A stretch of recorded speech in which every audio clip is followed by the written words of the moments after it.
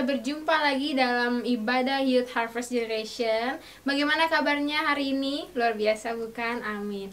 Kita merasakan kebaikan Tuhan di sepanjang kehidupan kita, khususnya di hari-hari ini. Kita sebagai anak muda, kita sebagai pemuda-pemudi yang makin diberkati Tuhan. Mari kita saat ini kita mau bersekutu bersama, menyembah Tuhan di tempat ini bersama-sama. Kita satu dalam doa.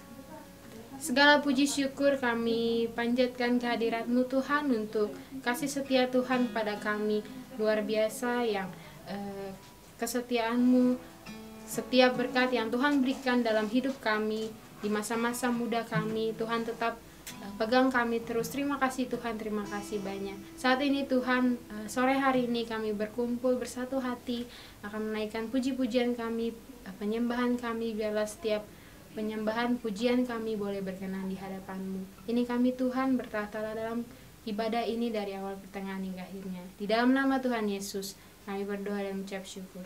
Haleluya. Amin. Yesus baik. Dia teramat baik bagi kami, bagi saya dan saudara, dimanapun kita berada saat ini. Kita nyatakan setiap kemuliaan Tuhan melalui sikap hidup kita, rasa syukur kita kepadanya.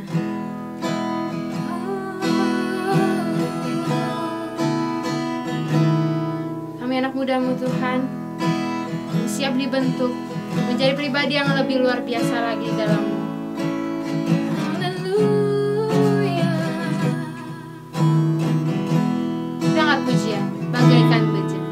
Bagaikan bejana, siap dibentuk, demikian hidupku di tangan-Mu.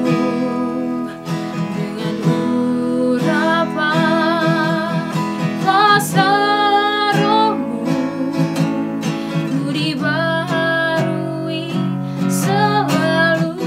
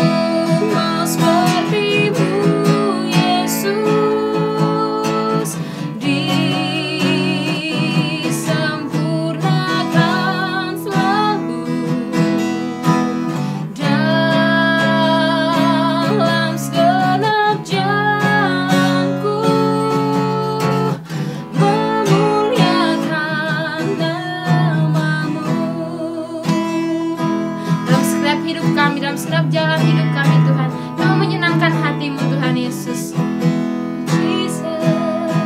Kalau terjadi dari awal, bagaikan bejana, siap dibentuk, demikian hidupku di tangan-Mu. Dengan urapan kuasa Roh-Mu, ku dibaharui selalu. Jadikan ku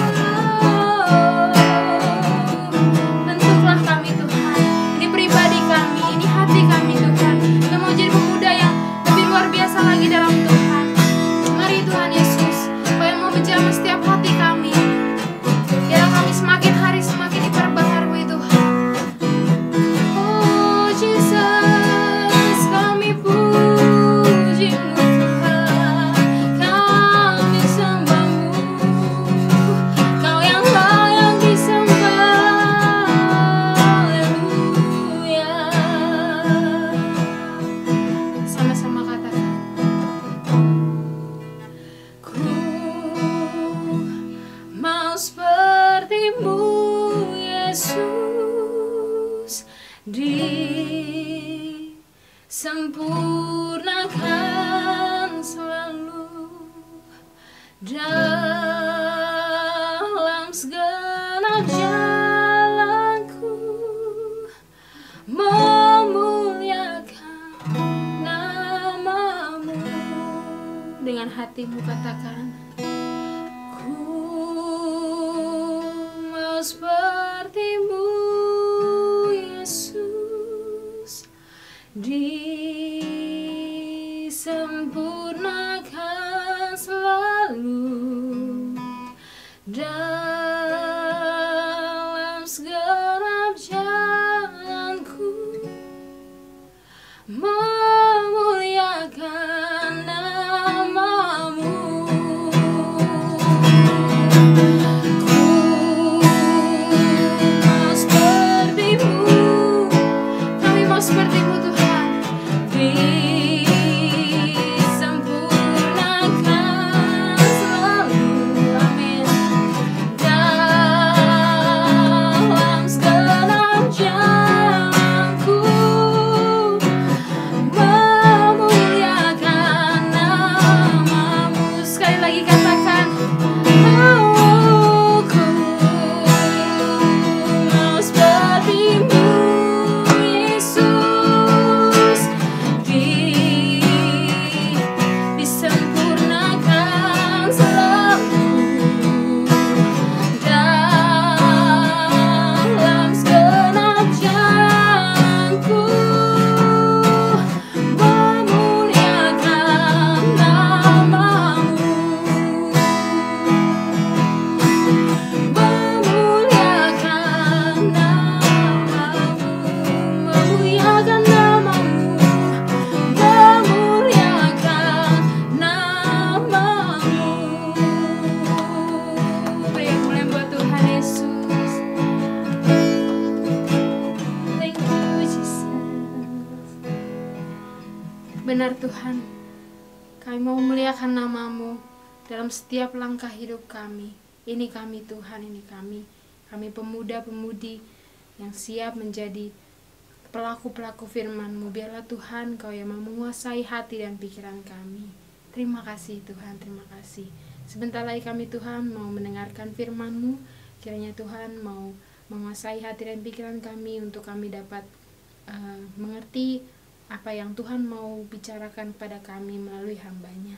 Tuhan berkati, biarlah setiap ucapan melalui bibir hamba-Mu, biarlah semua itu boleh menjadi rema dalam kehidupan kami, dan nama Tuhan yang dipuji dan dipermuliakan.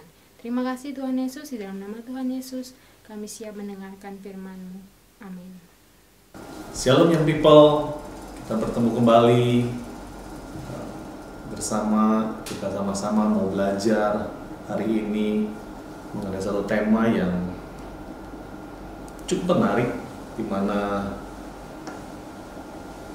kita telah memperingati hari kematian Tuhan Yesus di hari Jumat Agung kemarin, dan kita akan menyambut esok untuk hari kemenangan, di mana kebangkitan Tuhan Yesus dinyatakan, di mana kita akan bersama-sama merayakan Paskah.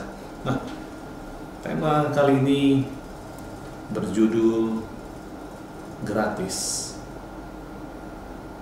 Diambil dari Roma 3 ayatnya yang ke-23 sampai ke-24. Roma 3 ayat 23 sampai ke-24. Karena semua orang telah berbuat dosa dan telah kehilangan kemuliaan Allah, dan oleh kasih karunia telah dibenarkan dengan cuma-cuma karena penebusan dalam Kristus Yesus. Cuma-cuma dalam bahasa Indonesia nama lainnya adalah gratis. Kita tahu bahwa setiap kita adalah orang-orang berdosa. Semua orang dikatakan di sini telah berbuat dosa dan telah kehilangan kemuliaan Allah. Kita tahu waktu di awal, waktu Adam dan Hawa hidup di Taman Eden, kita tahu ada dosa yang dilakukan oleh mereka, di mana sejak saat itu semua keturunan Adam dan Hawa telah berbuat dosa. dan telah kehilangan kemuliaan Allah. Kita tahu bahwa ada hal yang dilakukan Adam dan Hawa sehingga dia jatuh dalam dosa, itu makan buah pohon pengetahuan baik dan jahat.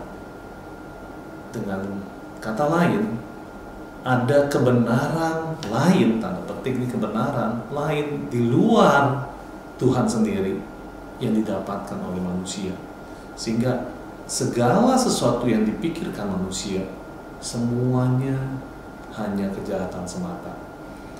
Itu yang ingin saya tekankan, karena manusia jatuh dalam dosa dan telah kehilangan kemuliaan Allah. Oleh sebab itu, untuk mengembalikan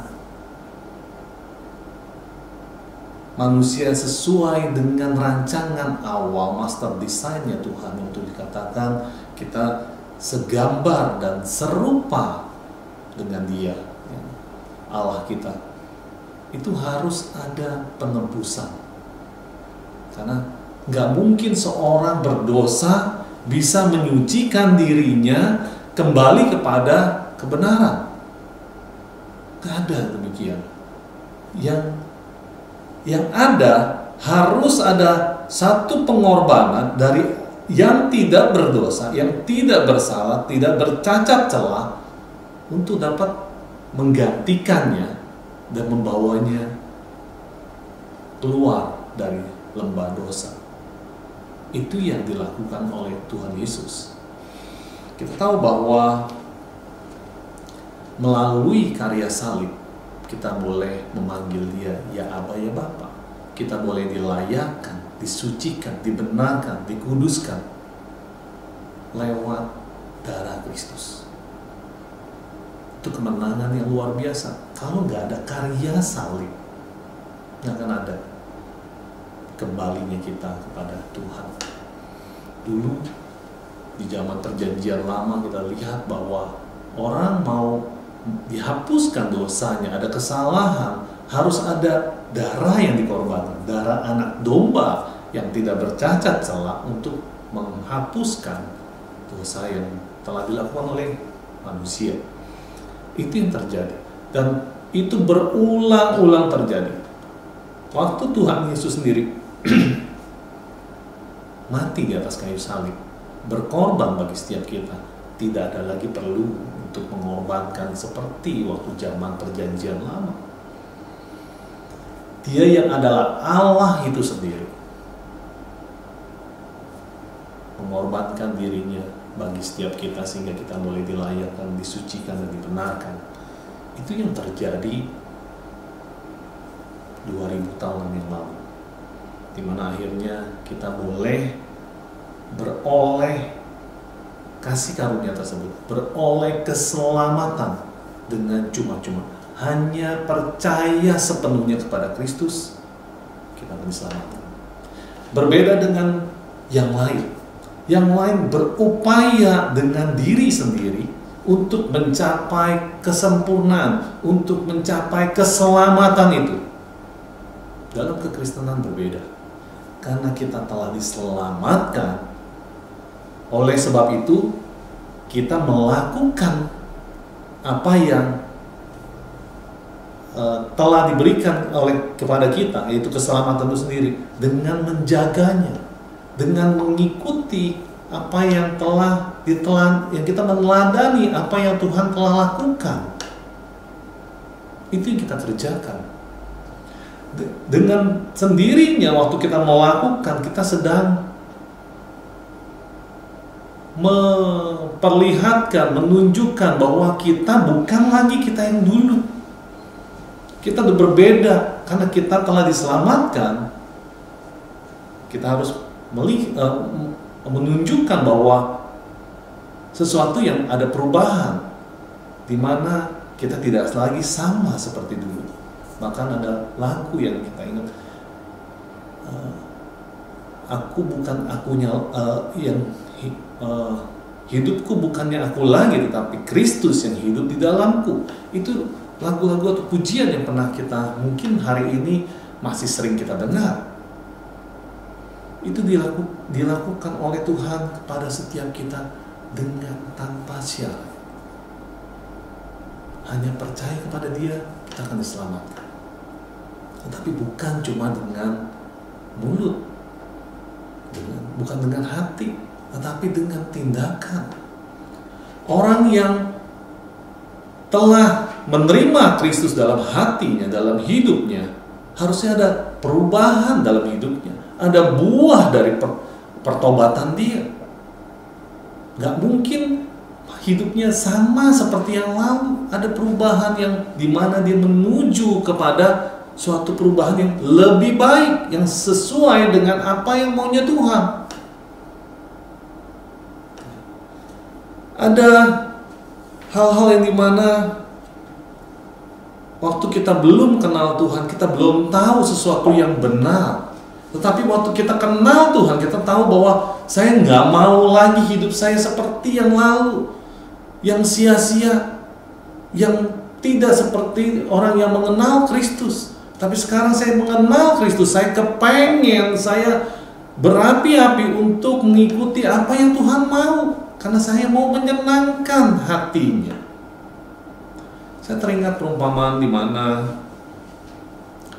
seorang keluarga, ini seperti kayak kita, gambaran di mana Kristus dengan kita.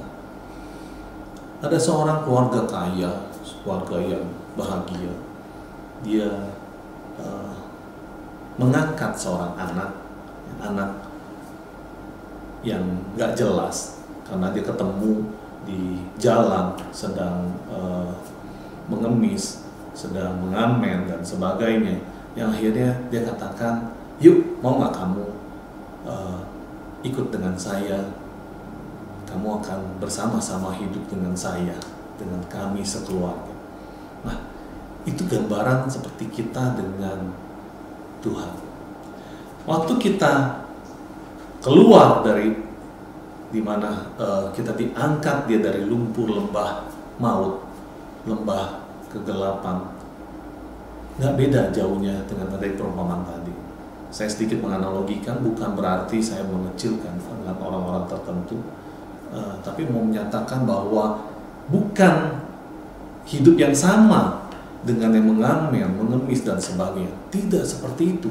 Karena dengan anggota keluarga yang baru, dengan keluarga yang baru, dia harus mengikuti apa yang ada pada keluarga tersebut.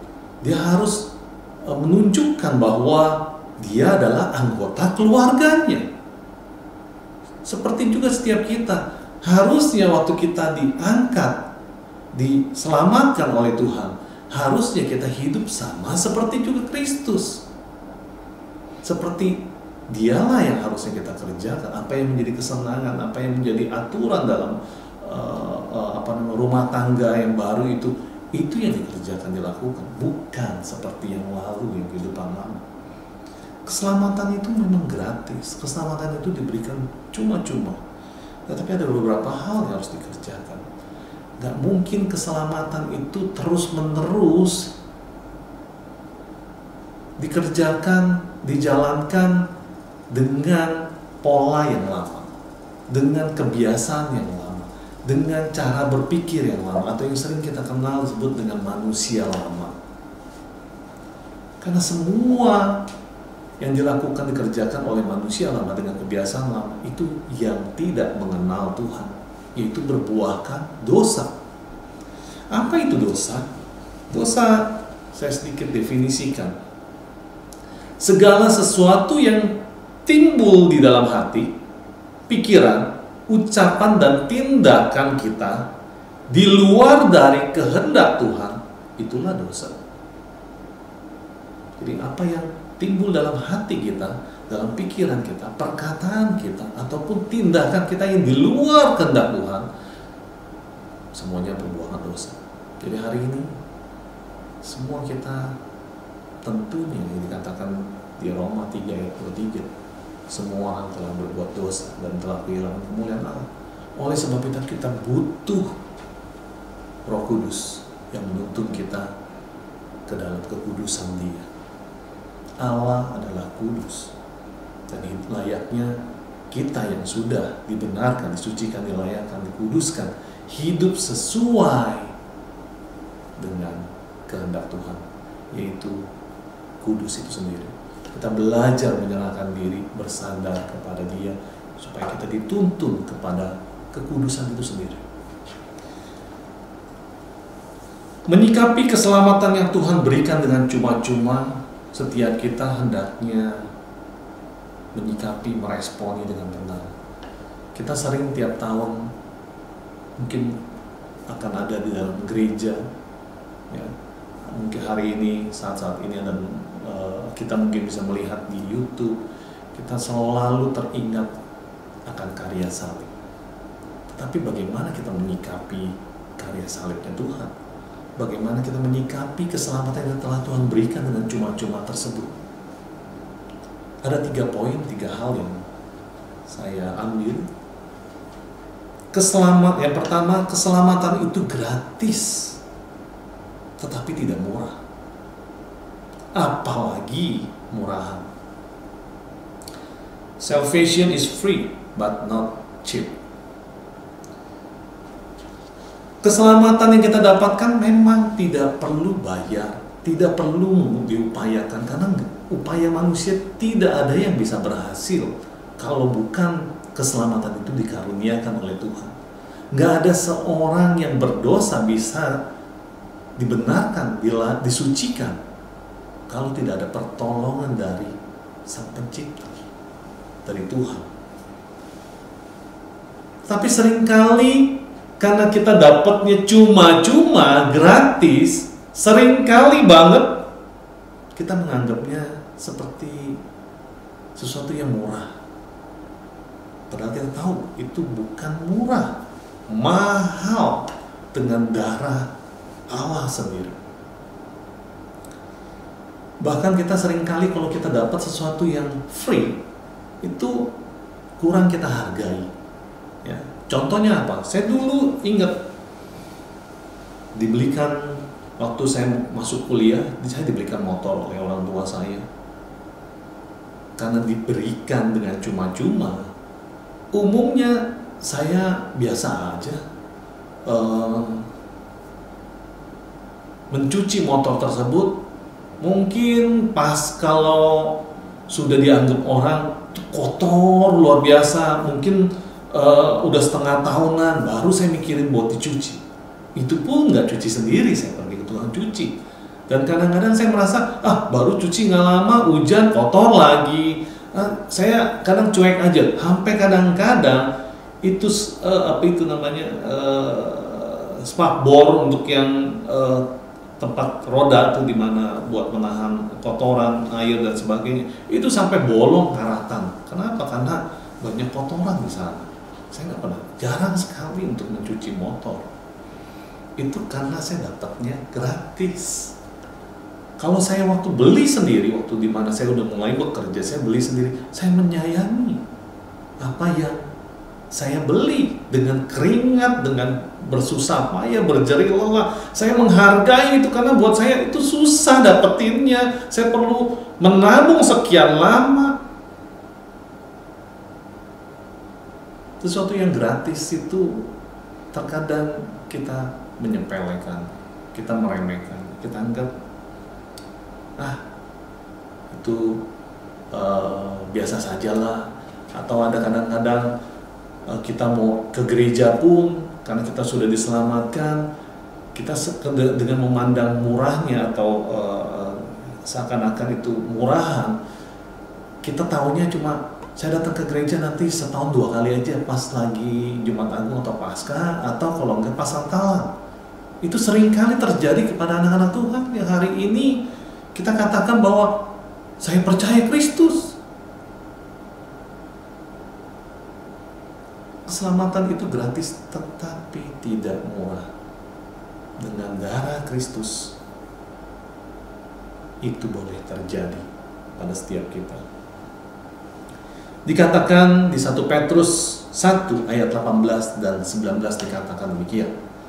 1 Petrus 1 ayat 18 sampai 19. Sebab kamu tahu bahwa kamu telah ditebus dari cara hidupmu yang sia-sia, yang kamu warisi dari nenek moyangmu itu, bukan dengan barang yang fana, bukan pula dengan perak atau emas, melainkan dengan darah yang mahal, yaitu darah Kristus yang sama seperti darah anak domba yang tak bernoda dan tak bercacat. Itu yang Tuhan katakan di firman. Kita diingatkan bahwa kita telah ditebus dari hidup kita yang sia-sia, cara hidup kita yang selalu memikirkan kepentingan dunia, kepentingan kedagingan, bukan apa yang menjadi kehendak Tuhan. Waktu kita pertama kali bertobat, waktu pertama kali kita percaya, kita mengaku bahwa Tuhan adalah juru selamat kita nggak perlu berapi-api, kita bisa ke gereja kalau perlu dari pagi, sesi pertama sampai sesi terakhir kita ada di sana terus. Ikut ibadah kaum muda, ikut ibadah kaum wanita sekalipun, kalau yang pria ya, semua diikutin. Tetapi seiring waktu, teman-teman mulai mengatakan, ngapain kamu ke gereja dulu? Kok gereja nggak pindah-pindah di situ-situ aja, sesinya juga kan ada terus tiap minggu. Udahlah kita hangout, udahlah kita nggak usah munafik deh. Kita masih hidup di dunia, hidup dalam daging, wajarlah. Mulai kita terdegradasi, kembali lagi kepada hidup yang sia-sia. Padahal Tuhan mau lewat setiap hal yang kita dengar, yaitu firman Dia, dan kita bisa renungkan, kita praktekkan dalam keseharian kita, tanpa kita sadari, kita terus dibuat Tuhan sesuai dengan kehendak Dia. Mulai pola pikir kita diubahkan, mulai cara kita berbicara berubah, mulai cara kita bertindak berubah, karena firman yang kita dengar, input yang selalu masuk ke dalam kita yang baik, akhirnya mengeluarkan segala sesuatu yang baik. Yang seperti ini dikatakan, apa yang keluar dari mulut itu meluap dari hati. Hatinya apakah hari ini ada dengan firman, ada dengan kelekatan keintiman dengan Tuhan, atau hari ini dengan semua yang ada di dunia ini, tawarkan dunia. Tergantung setiap kita. Tapi kita ditebus bukan dengan harga yang murah, dengan mahal. Keselamatan itu gratis, tetapi tidak murah, apalagi murah. Hendaknya kita memandangnya demikian. Yang kedua, salvation is free, but to follow Jesus, you have to deny yourself and take up your cross daily. Di Lukas 9 ayat 23 dikatakan, katanya kepada mereka semua, setiap orang yang mau mengikut aku, ia harus menyangkal dirinya, memikul salibnya setiap hari dan mengikut aku. Jadi dikatakan, kita sering bilang, mungkin bahkan kita sering kalau ketemu pujian, penyembahan lagi di gereja, kita bilang, saya mau cinta Yesus, saya mau ikut Dia selamanya, saya senantiasa mau menyenangkan hati Dia. Itu cuma lip sync. Kalau seharusnya kita benar demikian, harusnya hidup kita berubah. Kita bilang kita mengikut Yesus. Tuhan katakan kalau mau mengikut Dia, sangkal diri, pikul salib setiap hari. Enggak cuma pas di gereja aja atau ketemu orang, tetapi itu jadi bagian hidup kita dalam keseharian. Tentunya waktu ada teman-teman bilang, yuk tonton film ini bagus loh, tapi kita tahu bahwa ada firman yang belum kita dengar. Ada yang juga mungkin kita di mana melayani, dipercayakan Tuhan dalam gereja, melayani tentang jadi asal atau apapun itu, kita mulai tergoda, mulai goyah. Dikatakan oleh teman-teman, sekali-sekali bolehlah, kan ini filmnya bagus, jarang-jarang ada, kamu udah lama lu nggak bareng hangout dengan kita, udah deh, sekali-sekali. Sangkal diri, pikul salib.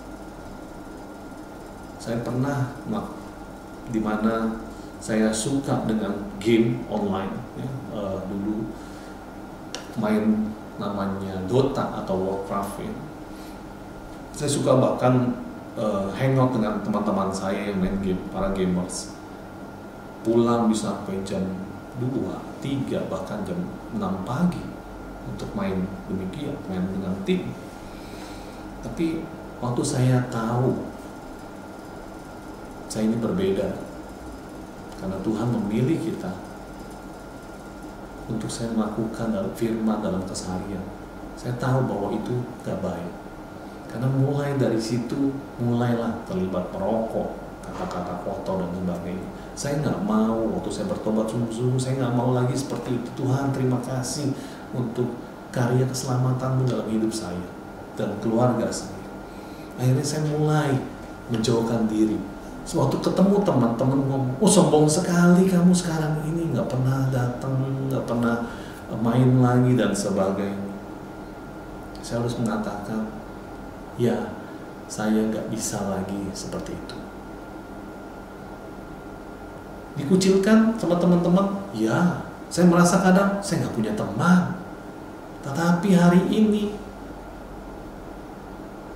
bukan teman saja yang saya punya, bahkan saudara-saudara Siman yang luar biasa, yang senantiasa menopang saya waktu saya membutuhkan dorongan, membutuhkan mereka waktu saya di mana dalam keadaan terpuruk. Mereka menopang dalam doa mereka dan sebagainya. Bahkan saya mendapatkan lebih daripada teman. Itu yang Tuhan berikan pada saya. Waktu saya konsisten melakukannya, Tuhan memberikannya. Saya nggak tahu dengan setiap saudara. 4 hari ini keselamatan yang Tuhan berikan dengan cuma-cuma, dan kita mengatakan saya mau ikut Yesus, tetapi nggak mau meninggalkan manusia lama, kehidupan lama, pola hidup lama, pikiran yang lama, gaya hidupnya yang lama, perkataan-perkataan yang lama, yang masih emosian sedikit-sedikit. Kalau perlu, gue matiin tuh orang, ya kan? Gue kalau dihina sama dia, gue balas lebih lagi daripada itu. Tuhan katakan bahkan ada yang menampar pipi kamu, yang kanan, kalian berikan lagi pipi yang kiri.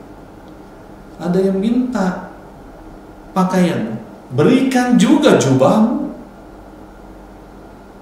Itu yang Tuhan berikan. Kalau mau mengikut Tuhan, itu yang dilakukan oleh setiap kita. Keselamatan cuma-cuma, keselamatan itu gratis. Tapi apakah setiap kita mau mengisi keselamatan itu seperti yang Tuhan mau? Atau kita masih sama seperti yang lalu? Kalau masih sama yang seperti yang lalu,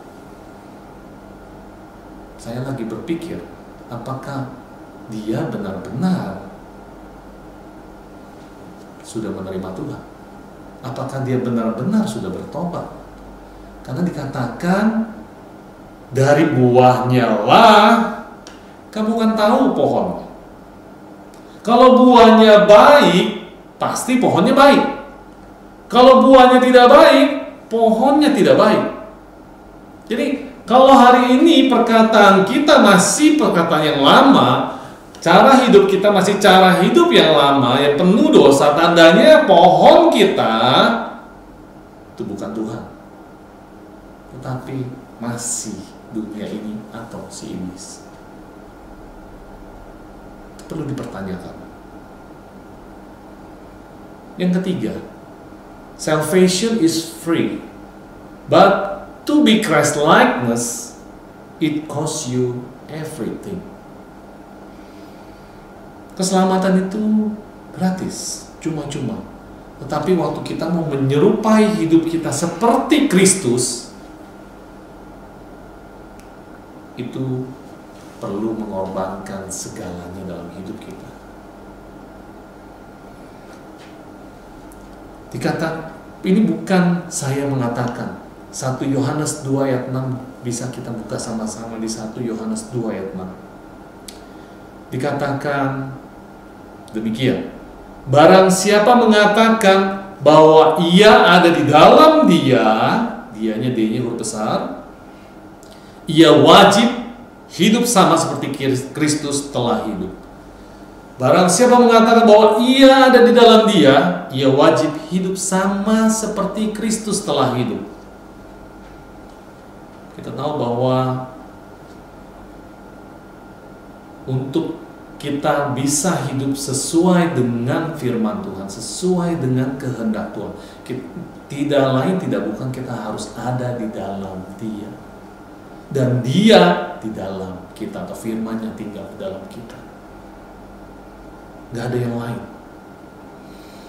Dan kalau kita mengatakan saya ada di dalam Tuhan, Tuhan ada dalam saya, tetapi pola hidupnya masih sama, modelnya masih sama, cara pikirnya masih sama, nggak berubah-ubah. Seperti ada yang mungkin kita dengar, Tuhan Yesus tidak berubah, tidak berubah, tidak berubah. Tuhan Yesus tidak berubah sampai selama-lamanya. Nah, apakah kita juga nggak berubah?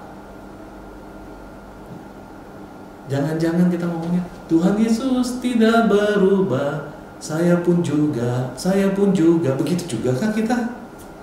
Tuhan Yesus dari dulu sampai selama-lamanya tetap baik. Dia terang itu sendiri. Kita yang harusnya dari gelap, dari lembah dosa, dari pola hidup yang kenalnya dunia dengan ikut diperbudak oleh si iblis dan dunia ini, harusnya kita berubah kepada terang itu sendiri. Ya. Kalau kita mau menyerupai Kristus, segala hal yang ada pada kita siap untuk mengorbankannya. Dan dikatakan di sini hukumnya wajib. Hidup kita harus sama seperti Kristus telah hidup. Belum sampai seperti Tuhan melakukan mujizat luar biasa, menyembuhkan orang sakit, orang lumpuh, membangkitkan orang mati. Belum sampai ke situ deh. Karakter kita sudah belum sama seperti Kristus. Dikatakan, kita tahu di Matius 7:20, jadi dari buahnya lah kamu akan mengenal mereka. Ya, Matius 7:21 sampai 22 dikatakan lagi, bukan setiap orang yang berseru kepadaku Tuhan, Tuhan akan masuk ke dalam kerajaan sorga, melainkan dia yang melakukan kehendak Bapa-Ku di sorga. Pada hari terakhir banyak orang akan berseru kepadaku, Tuhan, Tuhan, bukankah kami bernubuat demi namamu dan mengusir setan demi namamu dan mengadakan banyak mukjizat demi namamu juga? Tapi kita tahu bahwa ayat selanjutnya Tuhan katakan, nyala engkau, aku tidak mengenalmu. Nyala engkau, hai kamu pembuat kejahatan. Jadi kalau kita nggak melakukan kehendak Bapa di sorga, kita dikatakan Tuhan tidak mengenal kita, dan bahkan kita melakukan segala tindak kejahatan. Karena di mata Tuhan nggak melakukan kehendak Bapanya di sorga sama dengan kejahatan.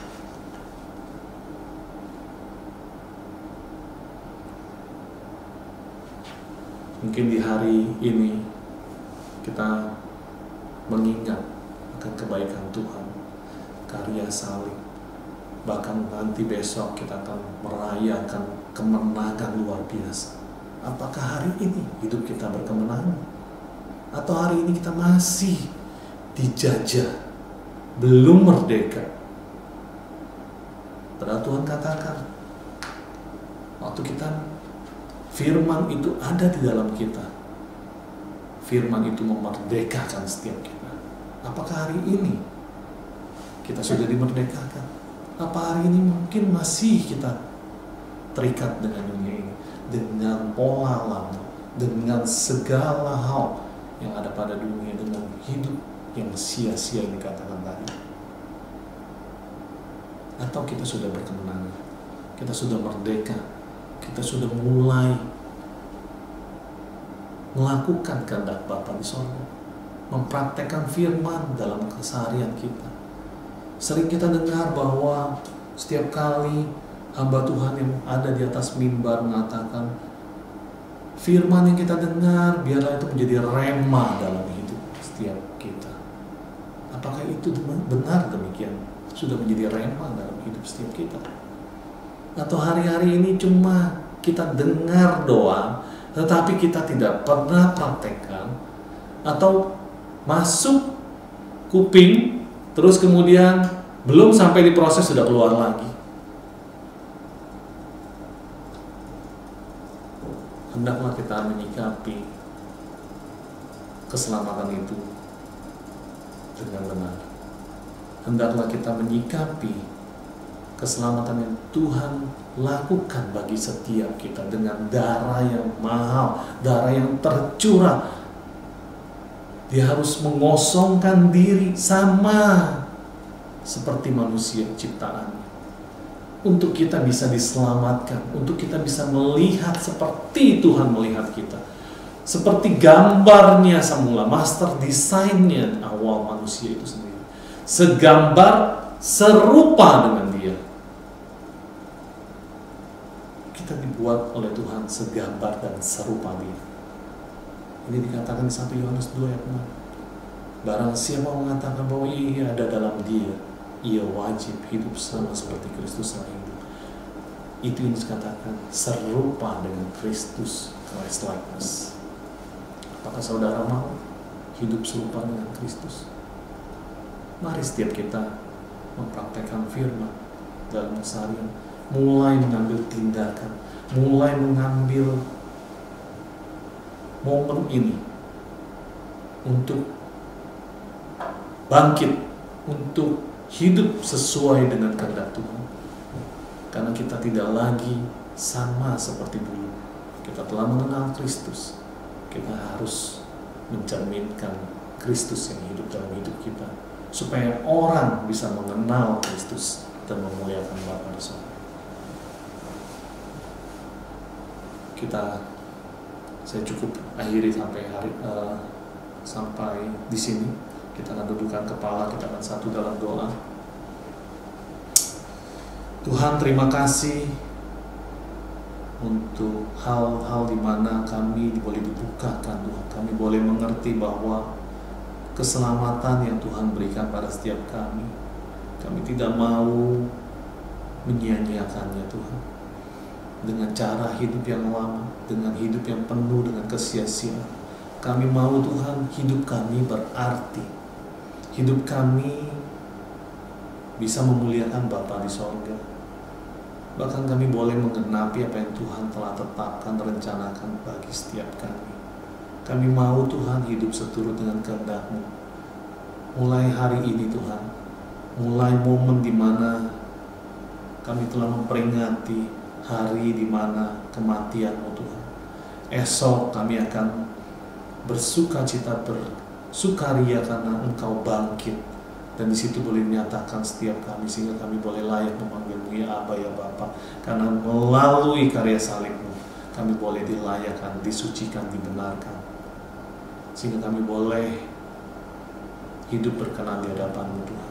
Kami mau, Tuhan, dengan waktu yang ada pada setiap kami di dunia ini, Tuhan, kami mempergunakannya dengan maksimal, sehingga kami boleh menggenapi apa yang Tuhan tetapkan pada setiap kami. Dan melalui keberadaan kami, keluarga kami boleh diberkati. Melalui keberadaan kami, komunitas kami diberkati. Melalui keberadaan kami, keluarga, kota kami diberkati. Bahkan gereja kami diberkati, Tuhan. Melalui keberadaan kami, bahkan bangsa-bangsa diberkati, Tuhan. Kami mau, Tuhan, hidup kami tidak berlalu dengan sia-sia waktu kami kembali kepada Engkau. Kami boleh didapati Engkau setia, dan kami boleh mengerjakannya tepat sesuai dengan kehendak-Mu. Terima kasih, Tuhan, untuk hari ini, Tuhan.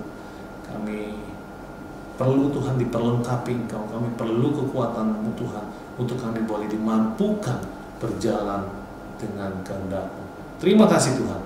Dalam nama Tuhan Yesus Kristus, kami telah berdoa dan kami telah mengucap syukur. Kita yang sudah diberkati sama-sama kita katakan, amin. Tuhan Yesus memberkati.